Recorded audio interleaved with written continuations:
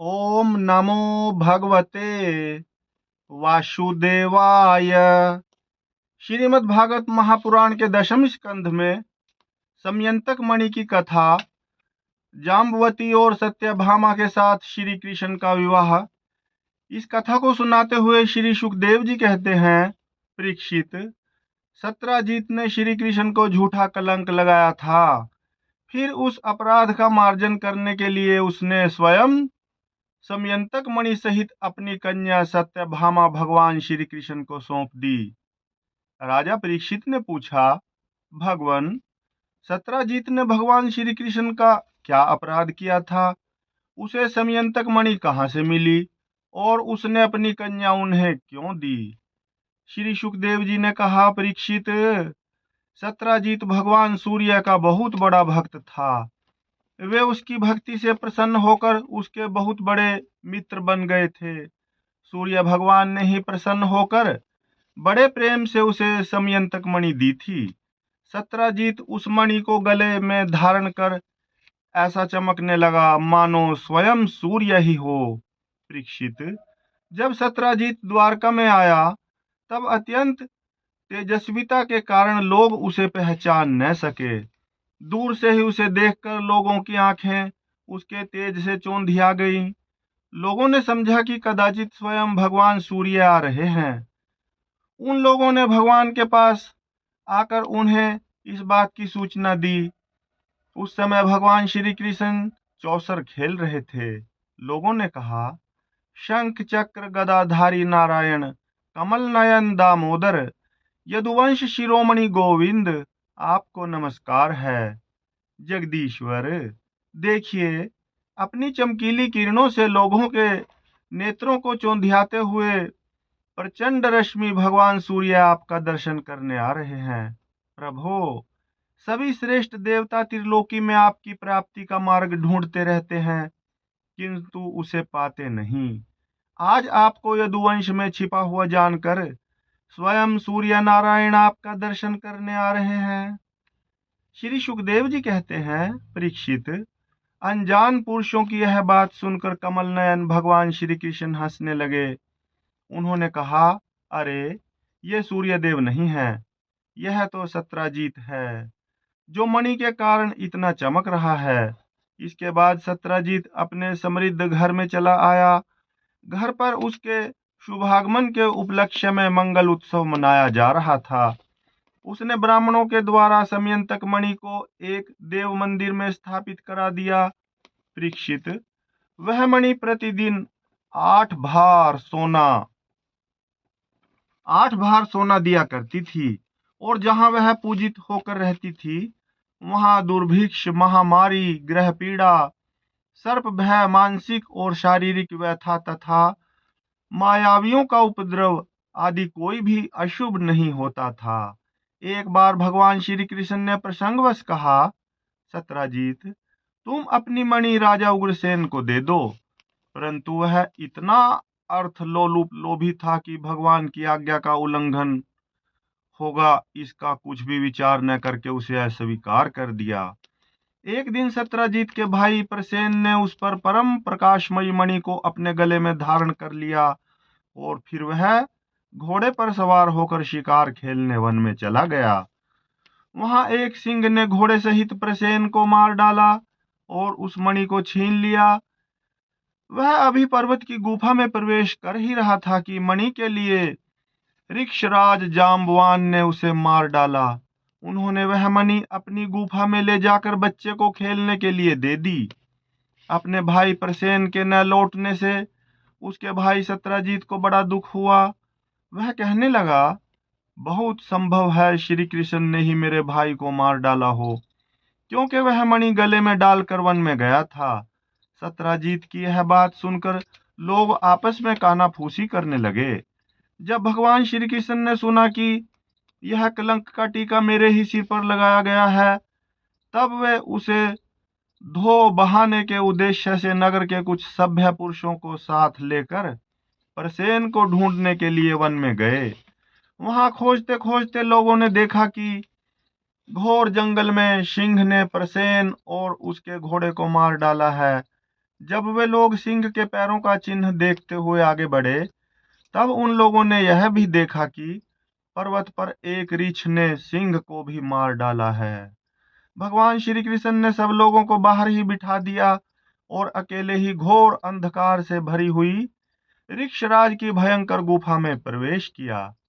भगवान ने वहां जाकर देखा कि श्रेष्ठ मणि समयंतक को बच्चों का खिलौना बना दिया गया है।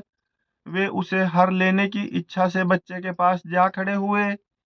उस गुफा में एक अपरिचित मनुष्य को देखकर बच्चे की धाय भयभीत की भांति चिल्ला उठी।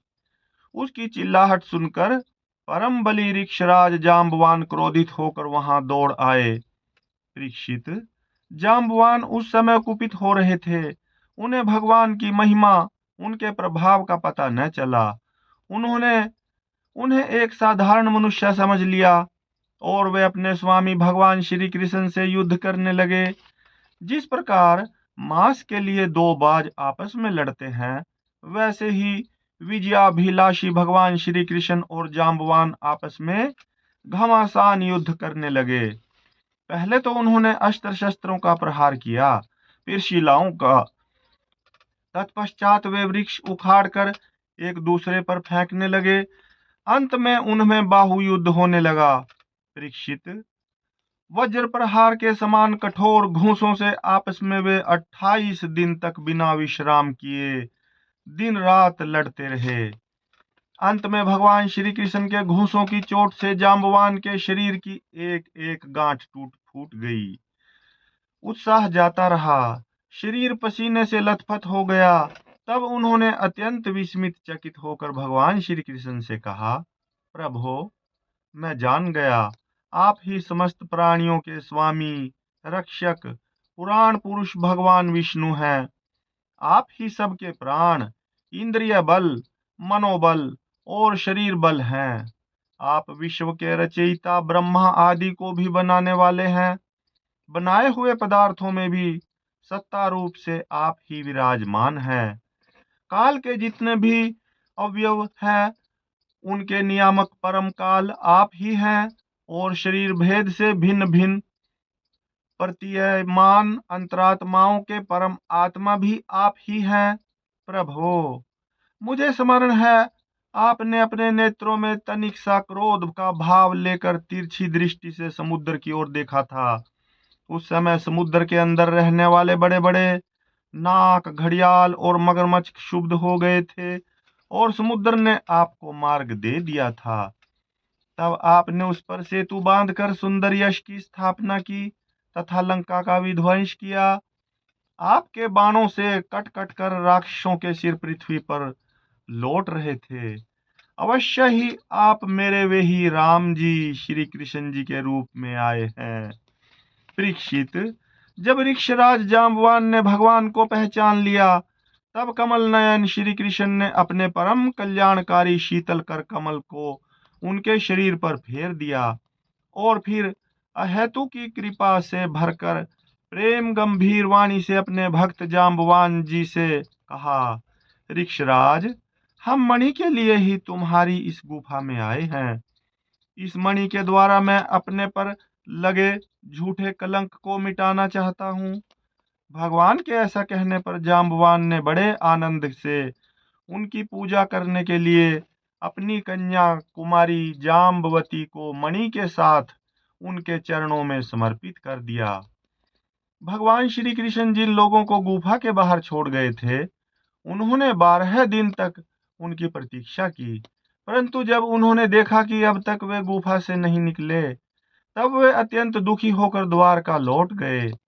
वहां जब माता देवकी, रुक्मिणी, वसुदेव जी तथा अन्य संबंधियों और कुटुंबियों को यह मालूम हुआ कि श्री कृष्ण गुफा से नहीं निकले, तब उन्हें बड़ा शोक हुआ। सभी द्वारकावासी अत्यंत दुखित होकर सत्यजीत को भला बुरा कहने लगे और भगवान श्री कृष्ण की प्राप्ति के लिए महामाया दुर्गा देवी की शरण में गए। उनकी उपासना करने लगे। उनकी उपासना से दुर्गा देवी प्रसन्न और उन्होंने आशीर्वाद दिया। उसी समय उनके बीच में मणि और अपनी नववधु जाम्बवती के साथ सफल मनोरथ होकर श्री कृष्ण सबको प्रसन्न करते हुए प्रकट हो गए। सभी द्वारकावासी भगवान श्री कृष्ण को पत्नी के साथ और गले में मणि धारण किए हुए देखकर परमानंद में मगन हो गए, मानो कोई मरकर लौट आया हो। तदंतर भगवान ने सत्यजीत को राजसभा में महाराज उग्रसेन के पास बुलवाया और जिस प्रकार मणि प्राप्त हुई थी वह सब कथा सुनाकर उन्होंने वह मणि सत्यजीत को सौंप दी। सत्यजीत अत्यंत लज्जित हो गया। मणि तो उसने ले ली, परंतु उसका मुंह नीचे की ओर लटक गया। उसने अपने अपराध पर उसे बड़ा पश्चाताप हो रहा था। किसी प्रकार वह अपने घर पहुंचा। उसके मन की आंखों के सामने निरंतर अपना अपराध नाचता रहा। बलवान के साथ विरोध करने के कारण वह भयभीत भी हो रहा था। अब वह यही सोचता रहा कि मैं अपने अपराध का मार्जन कैसे करूं, मुझ पर भगवान श्री कृष्ण कैसे प्रसन्न हो, मैं ऐसा कौन सा काम करूं जिससे मेरा कल्याण हो और लोग मुझे कोसे नहीं। सचमुच मैं दूरदर्शी क्षुद्र हूँ। धन के लोभ से मैं अब बड़ी मूर्खता का काम कर बैठा। अब मैं रमणियों में रतन के समान अपनी कन्या सत्यभामा और वह समयंतक मणि दोनों ही श्री कृष्ण को दे दूं। यह उपाय बहुत अच्छा है। इसी से मेरे अपराध का मार्जन हो सकता है और कोई उपाय नहीं है। सत्यजीत ने अपनी विवेक बुद्धि से ऐसा निश्चय करके स्वयं ही इसके लिए उद्योग किया और अपनी कन्या तथा समयंतक मणि दोनों ही ले जाकर श्री कृष्ण को अर्पण कर दी। सत्यभामा शील, स्वभाव, सुंदरता, उदारता आदि सद्गुणों से संपन्न थी। बहुत से लोग चाहते थे कि सत्यभामा हमें मिले और उन लोगों ने उन्हें मांगा भी था, परंतु जब भगवान श्री कृष्ण ने विधि पूर्वक उनका पानी ग्रहण किया। परीक्षित, भगवान श्री कृष्ण ने सत्यजीत से कहा, हम समयंतक मणि न लेंगे। आप सूर्य भगवान के भक्त हैं, इसलिए वह आपके ही पास रहे। हम तो केवल उनके फल के अर्थात उससे निकले हुए सोने के अधिकारी हैं, वही आप हमें दिया करें।